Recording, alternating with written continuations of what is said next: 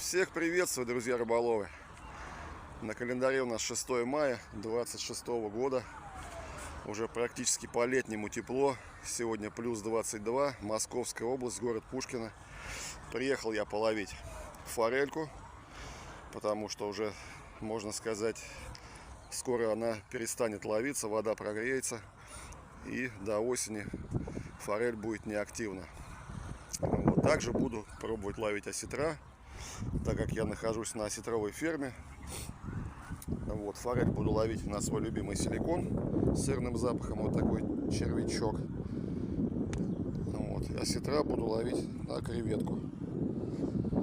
Ну что, посмотрим, что у нас получится. Надеюсь, что результат будет.